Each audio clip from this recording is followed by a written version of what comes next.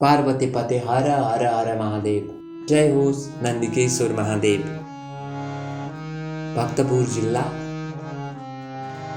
सूर्यविनायक नगरपालिका वडा नम्बर 9 नङ्गेलमा विराजमान हुनुभएका लिच्छवीकालीन महादेव। अत्यन्त सुन्दर अत्यन्त रमणीय ठाउँमा विराजमान हुनुभएका श्री भोलेनाथ। जीवनमा एकचोटि गर्नै पर्ने दर्शन, एकचोटि गर्नै पर्ने पूजा मध्ये नन्दिकेश्वर महादेवको पनि पूजा हो भनेर भन्न चाहन्छु। हामीले सदा चाहिँ यस श्रावण महिनाभर भोलेनाथ भगवानको विशेष किसिमको अनुष्ठान गर्दैछौँ, आराधना गर्दैछौँ, भक्ति सङ्गीत गर्दैछौँ। हो त्यसै कारण हामी तपाईहरूलाई एकचोटि बोलाउन चाहन्छौँ र दर्शन गरिदिनुस् भन्न चाहन्छौँ, अनुरोध गर्दछौँ।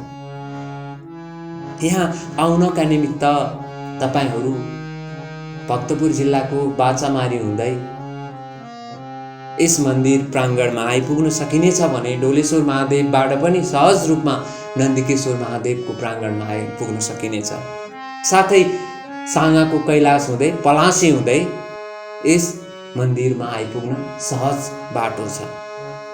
यस श्रावण महिनाभर हुने विशेष किसिमको पूजामा हजुरहरूलाई पनि हामी सहभागी गराउन चाहन्छौँ। जीवनमा एकचोटि गर्नै पर्ने पूजा, गर्नै पर्ने दर्शन भनेको नन्दिकेश्वर महादेवको पनि हो। अत्यन्तै सुन्दर ठाउँ छ, अत्यन्तै राम्रो र अत्यन्तै मनमोहक ठाउँमा बस्नुभएको भोलेनाथको मन्दिरमा हजुरहरूलाई बोलाउन चाहन्छौँ, पूजामा सहभागी गराउन चाहन्छौँ। आउन नभुल्नुहोला है। जय शम्भो।